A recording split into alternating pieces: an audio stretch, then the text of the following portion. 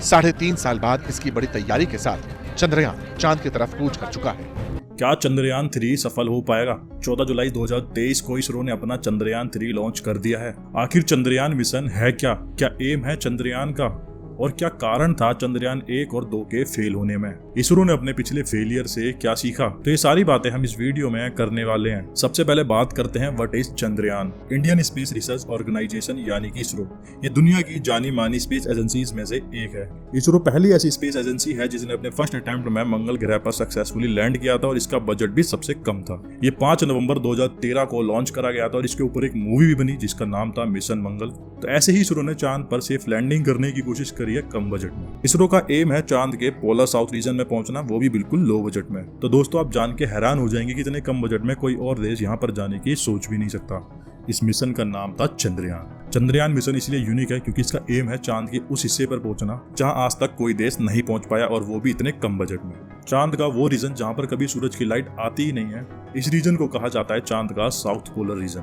इसरो का मानना है हम इस रीजन पे जाके अर्थ के एक्जिस्टेंस के ओरिजिन का प्रैक्टिकली प्रूफ दे सकते हैं। कहा जाता है चांद के इस रीजन पर वाटर के मिनरल्स एग्जिस्ट करते हैं। तो इसरो यहाँ पे एक सेकंड लाइफ जनरेट हो सकती है नहीं, इस चीज का पता करना चाहता है, क्योंकि मून के इस रीजन पर पिछले सोलर सिस्टम के फॉसिल्स एंड मार्क्स एग्जिस्ट करते हैं। ये भारत की सबसे बड़ी खोज होगी। इसरो का मेन एम है इस शिप को सेफली लैंड कराना। सॉफ्ट लैंडिंग मतलब चांद की सरफेस और शिप की सरफेस दोनों में से किसी को नुकसान ना पहुंचे। तो इसकी कोशिश में 2 बार चंद्रयान 1 और चंद्रयान 2 लॉन्च भी करे गए थे, बट ये असफल रहे। लेकिन हमारा इंडिया हार नहीं मान सकता, वो सच में कुछ ऐसा करके दिखाएगा जिसे और कंट्री नहीं कर पाई अभी तक। इसलिए चंद्रयान मिशन को तीसरी बार 14 जुलाई 2023 को लॉन्च कर दिया गया। तो हम बात करते हैं कि पिछले चंद्रयान 1 और चंद्रयान 2 में क्या कमी हो गई थी जिसकी वजह से उन मिशन को फेल होना पड़ा। History of Chandrayaan 1। चंद्रयान 1 इसरो का पहला मिशन था चांद की ओर। चंद्रयान 1 एक ल्यूनर ऑर्बिटर शिप थी और इस मिशन का बजट लगभग 400 करोड़ था, जो 22 अक्टूबर 2008 को श्रीहरिकोटा के HDSC से लॉन्च किया गया था। इसके लॉन्चिंग व्हीकल का नाम है PSLV-C11। इस मिशन की कामयाबी ये थी कि इसने चांद के नॉर्थ रीजन में पानी की खोज करी थी। चंद्रयान 1 ने चांद के 3400 चक्कर लगाए, लेकिन अफसोस वो वहां पर लैंड नहीं कर पाया और इसने अपने सिग्नल्स बस 28 अगस्त 2009 तक दिए। उसके बाद इससे संपर्क इसरो का टूट गया। इसरो के अकॉर्डिंग इसका संपर्क एक टेक्निकल इशू की वजह से टूटा था।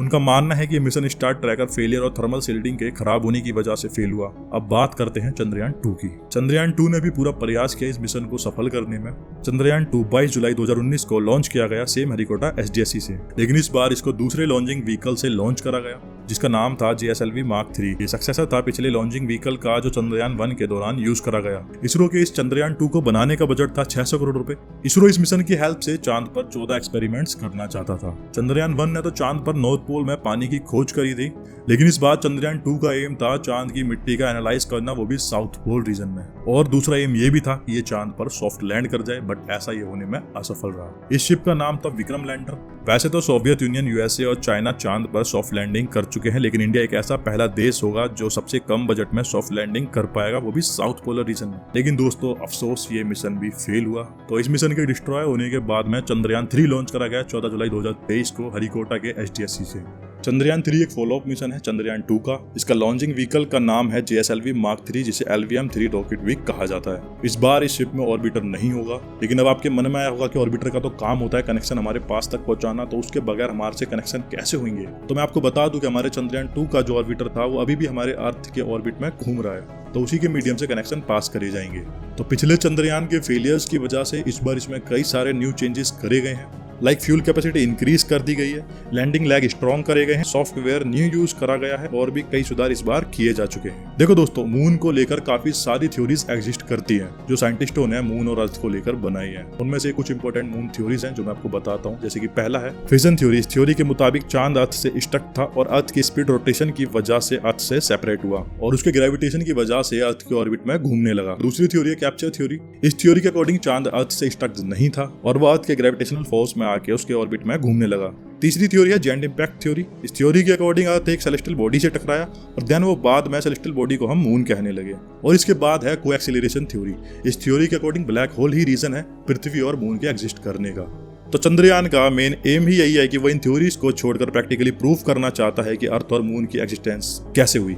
तो आखिर चंद्रयान 3 से इंडिया को फायदा क्या होगा?